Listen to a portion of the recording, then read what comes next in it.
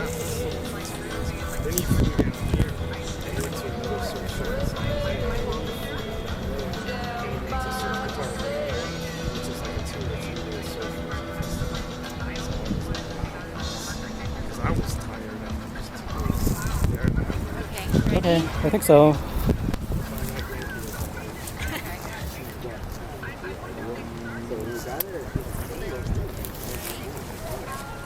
I had a long break, but yeah, I guess I'm making up for lost time. Alright guys, I think we'll get started. Thanks for everybody for coming. Can you guys hear okay? Can you guys hear okay? Okay. Okay, welcome. Thanks for everyone to coming to celebrate Cyrus and his life. He was born in San Francisco. It's good that you get to celebrate his life. Where he came from. He's coming back to find peace in this beautiful place. So, thanks everyone. I don't know if there's anybody that wants to say something about Cyrus. You're welcome to share some stories or words about Cyrus. I'll go first. So I met Cyrus. Actually met in college. I was wearing a Susie shirt, a Rapture shirt. And so of course he came up to me because he couldn't resist talking to somebody who would share the same musical taste as him. And he was, I don't know, he was just that kind of person. He would just like go up to you and just start chatting with you. And from that meeting, I was able to know a lot more other people and be introduced to, some of my probably some of my closest friends that I have now. Some people here, all of you guys here, some people who are, not actually here, but yeah, and Adalbert and I got to know Cyrus really well through that meeting. One of the first things that he invited me to was it was like an ice cream parlor practice. He was practicing with his band in not an ice cream parlor, but it was actually an ice cream storage locker. That must have been cold. Yeah, it wasn't actually cold. I think they were storing ice cream. They were storing, like Lisa was there too. They were storing ice cream in that facility, but I don't know. It was kind of weird. It was really cheap space to practice.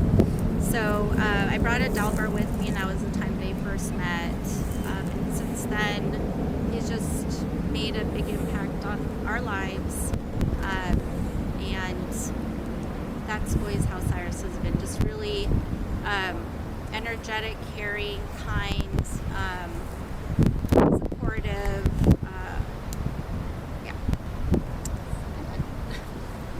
Anybody else? I can say something, I remember meeting Cyrus for the first time, and he actually was the one who gave me a ride to a show, and he was a complete stranger, but Mary connected me and him together, and he's yeah, I'll pick you up at a Denny's in San Jose and just show up, and it's this stranger really willing to give me a ride, and and we connected, and for someone who listens to kind of dark music, his energy is just he's a very bright person.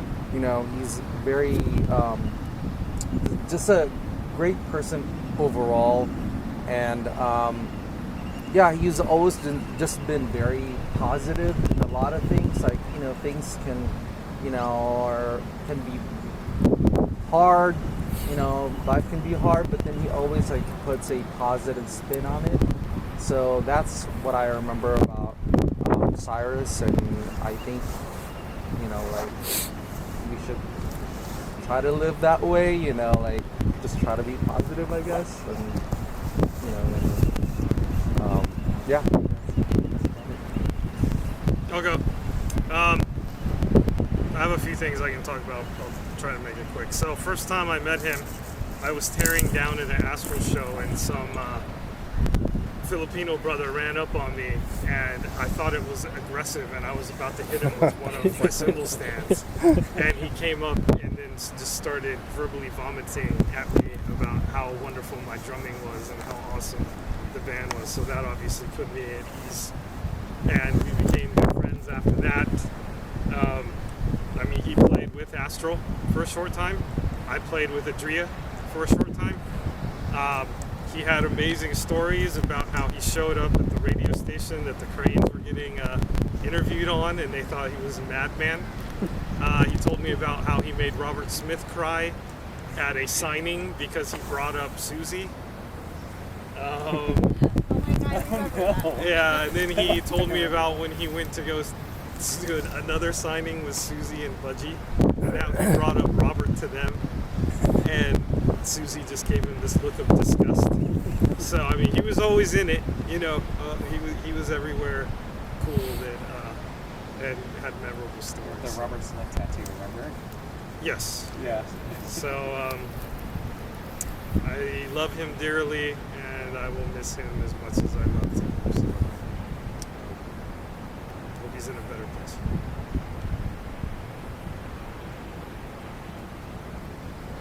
I guess I can go next. Okay.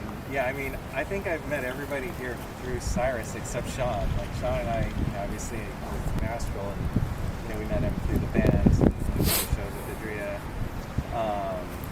He just has an incredibly big heart. Like, you guys are probably already know this, but he would take his shirt off his back for you if you ever needed it.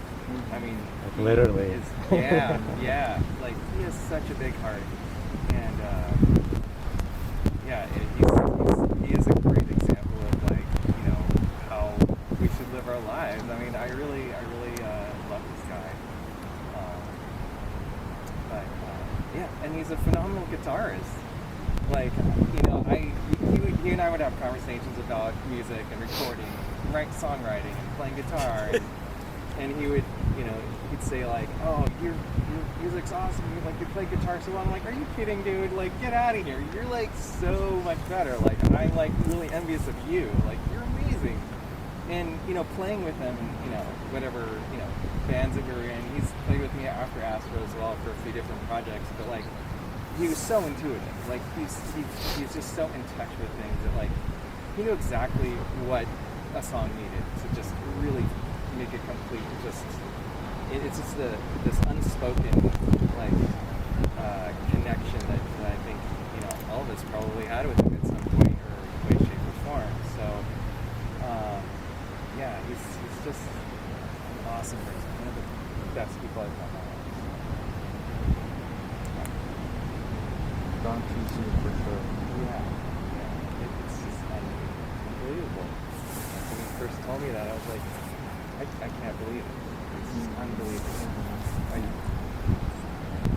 But I feel like he still, like, lives with us. You know what I mean? Like, Yeah, I still think it's just soon spirit. Yeah, I'll go.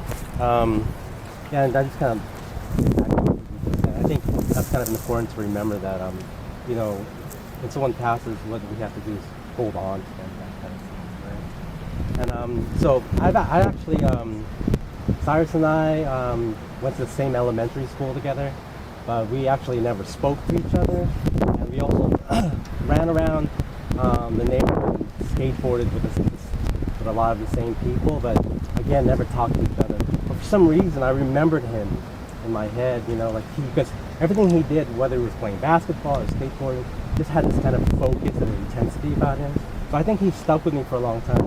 And it wasn't until I was 19 and I was at a house party, and I see Cyrus sitting down on the couch, and I think he was like holding a cane for some weird reason. And then I was like, "Oh, that's Cyrus from school." And then you know, I tapped him on the shoulder and introduced myself, and I don't think he knew who I was, right? But I remembered him. It's like, you know, you don't forget a name Cyrus, and then you don't forget that kind of energy. So we hit it off. We talked about music, of course. But it wasn't until almost like years later again, I ran into him. I was living in San Francisco up here at Stonestown, and I was living there with my brother. I had just gone through a breakup. I was living with my brother, and I was walking home from work to the apartment, and I see this dude just trying to get in the apartment building, and I'm like walking closer and closer. I was like, Cyrus, is that you? And then we, you know, and then we were just kind of amazed that we would run into each other. And I think, Helen, I think that's where you were living at. I think we were trying to get into your apartment at that time. But anyways, after that, we started talking about music again. We connected with music. I showed him a tape that I had, music I had been writing, and he, you know, he was like, oh my God, this is awesome. I want to work with you. And then he showed me his music, and the first thing I heard was his demo of Last Breath. And it blew my mind. It's like, you want to play music with me? You're like so far advanced. Like, I never heard guitars like that before. I didn't think like people, like, you know, just kind of starting with music could play that good or anything. So he blew me away, and then for about I don't know, pretty close to 10 years playing with Adria, playing music with him. I've never connected and vibed with anyone with music as much as I connected with him, and you know, I found that